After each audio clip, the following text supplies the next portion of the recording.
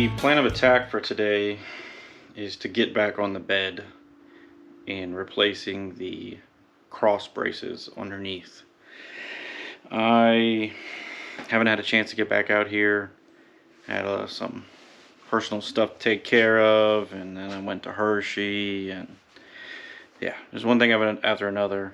I just haven't had a chance to get back in the garage yet, so that's what I'm going to work on today, because I need to get this truck out of my life. I'm getting tired of working on it. This is the after of what I've done so far. Like I said last time, I gotta peel that stuff back and straighten it out. I'm gonna end up going over top of all of this stuff with a wire brush and a wire wheel on the grinder and clean it up as much as possible. And this is the last bed rail that needs to be replaced, or needs to be removed then replaced. It's kind of attached weird. It attaches to this outer lip instead of being flat on the surface like the rest of them. But I got all new rails over there, so let's get to work.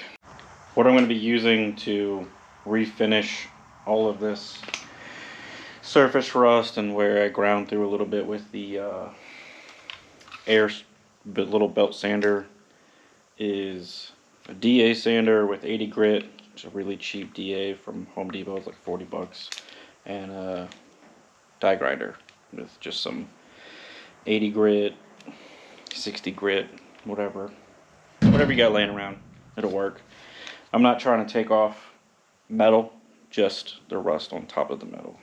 Just resurfacing it to where I have a clean surface to put my weld through primer on and to weld to. So what I'm going to have to do after I get everything cleaned and prepped and ready for primer is hammer and dolly some of this sheet metal back, because this bed is so beat up from years of abuse that it's not going to be the easiest thing to get flat in order to weld to it. So I'm going to have to hammer everything flat as much as I can. There's not much I can do about the middle, because there's no way I can hold a dolly in the center of the bed. But at least on the tailgate side, I can hammer it somewhat smooth. That seems to have the worst of the damage that I can see anyway, so I'm going to do that in between prepping it for primer. When you're using a hammer and dolly, you want to try to get as close to the shape and profile of the material that you're hammering as you can with your dolly. These are a little narrow. This is a little too wide. These are pretty close, but they're round.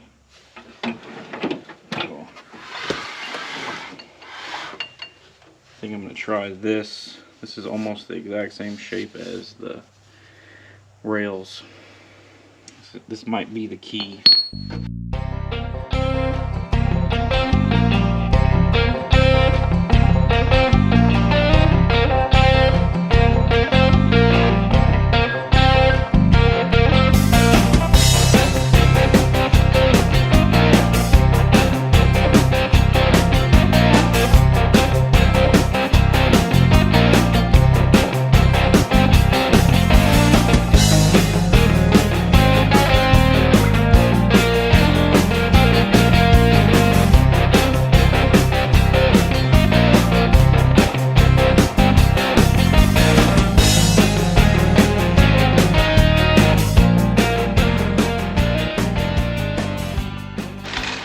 Weld through primer I'm going to be using is a zinc based. I feel like this stuff works the best. I've had a couple cans of the copper stuff. The copper stuff is really expensive. This has almost tripled in price in the last year. I used to get the tall can at Carlisle every year for 15 bucks a can. The little can now is 25, and the big can is almost 50 bucks. It's ridiculous. I don't understand. It's crazy. But this stuff, I've been using it for many years, and works. It works well.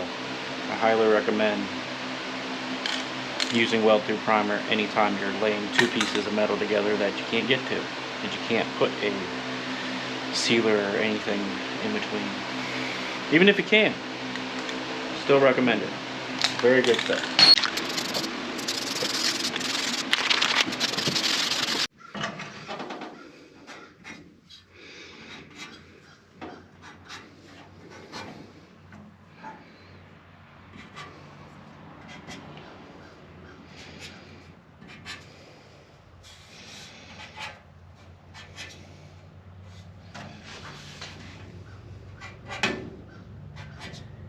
So the factory ones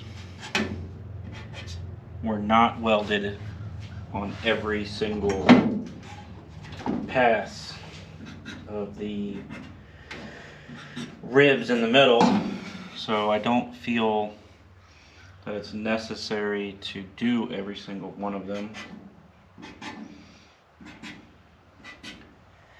Try to make it somewhat even, and it'll be fine. This bed is so incredibly tweaked that I'm gonna have to put as many clamps. Hopefully I have a clamp that will actually go around this. I'm not sure if I do, but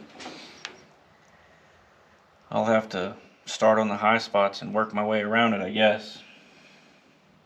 It's pretty bad, but it does look a lot better than when I started.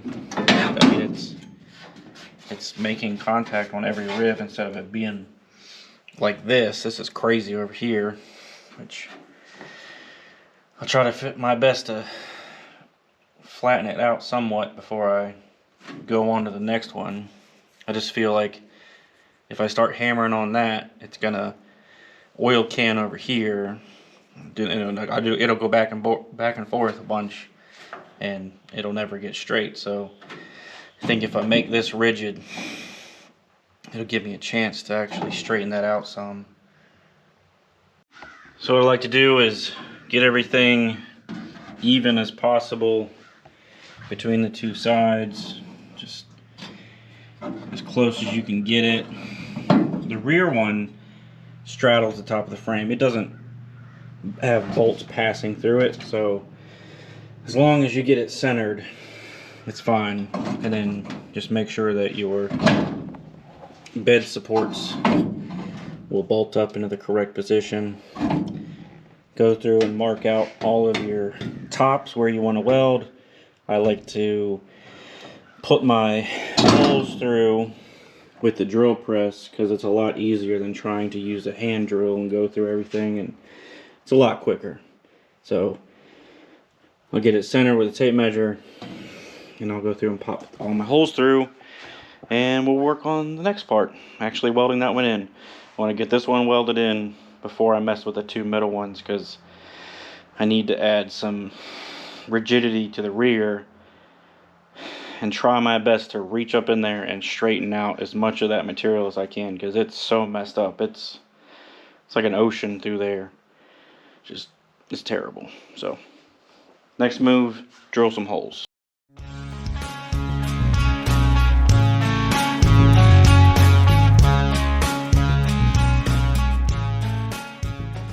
I like to do a small pilot hole with the drill press and then just go through, because this sheet metal tends to curl up on the back, especially if you use a cheap drill bit, which most of the time I'm using a cheap drill bit. I like to go back through with a uni bit, clean up the hole, but also make it just slightly larger at the same time.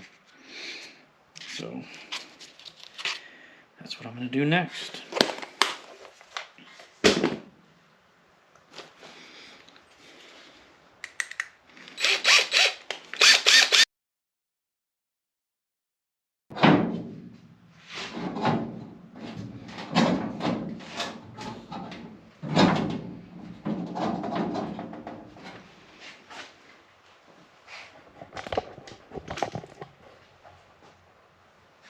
So that's it.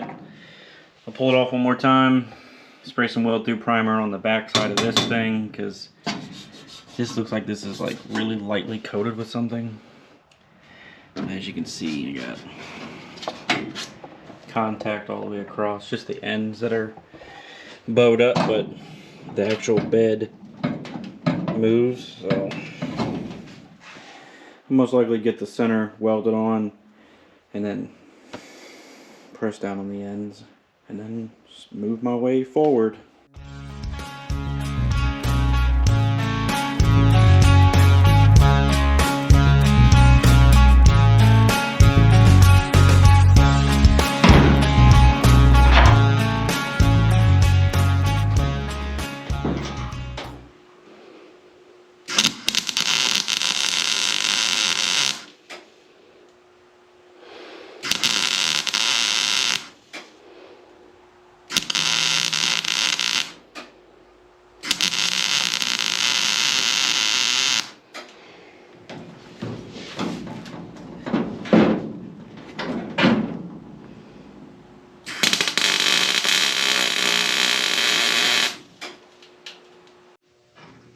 So there is the first rail welded in. Doesn't look too bad. I mean, whatever I do is 1000% better than it was. So now I'm going to move on to cleaning up this as much as I can and prepping the other 2 rails to go in the middle. Same thing.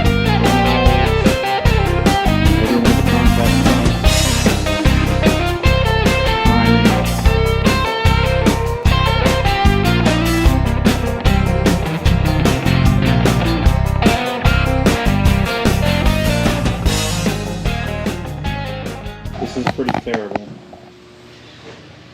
of hard to tell, but this entire section is beat down into the bed.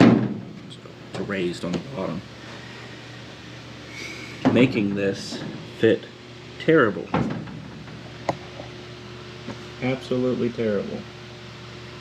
So I need to figure out this, be able to install this one. This one's not much better. Backside looks okay. Like it's almost completely touching on the backside, but again, I think that very large dent is causing issues throughout this entire thing. So that's the next thing to fix.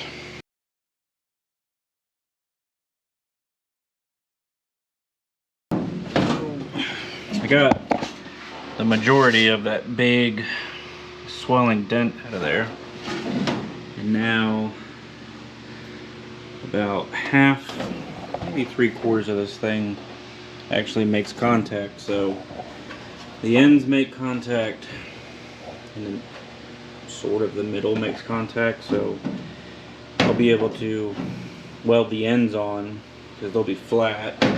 That's relatively flat, and I might be able to put the floor jack under here to bring the bed up to where it needs to be. I don't think it'll mess with anything like bed height wise, but I almost got that dent completely out of there. You can see, I don't know if you can see it on the camera, how this was super raised and now this is still super raised. So I need to get this guy welded on. I'm gonna go in here and try and clean up these holes a little bit with hammer and dolly, and then work my way down. Not looking forward to that back one. That thing is very well attached to the bed.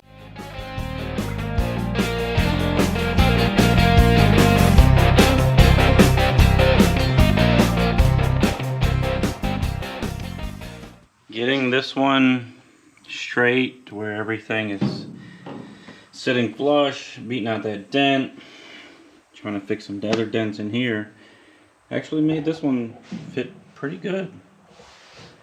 Like it's like pretty much ready to go. There's a little bit of a gap, but I need to go back and hammer that and hammer the other side because it's all kind of messed up. But this one's pretty much ready to weld. I have to mark out my holes and drill, fix a couple of those big holes, and move on to that one.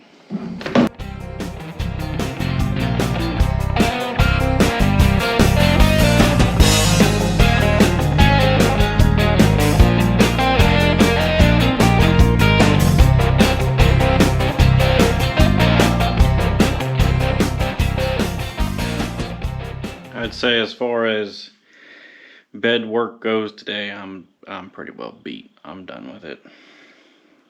I don't know how, I've been out here all day long beating and banging on this thing just to get it to accept the bed rails. I have one more to do, which I think I'm going to try and tackle tomorrow. I'm going to end the video with something that I purchased. Bought a little gimbal, and I have a mic setup coming hopefully tomorrow. That way these videos can be a little smoother and sound better, because I know jumping back and forth on this camera, it gets a little weird. So hopefully a wireless mic and that thing resolve some issues that I've got going on. Picked this thing up at Hershey. It's a lot nicer than the tripod it had. It's actually meant for something with some weight. So yeah, I think I'm done for the day.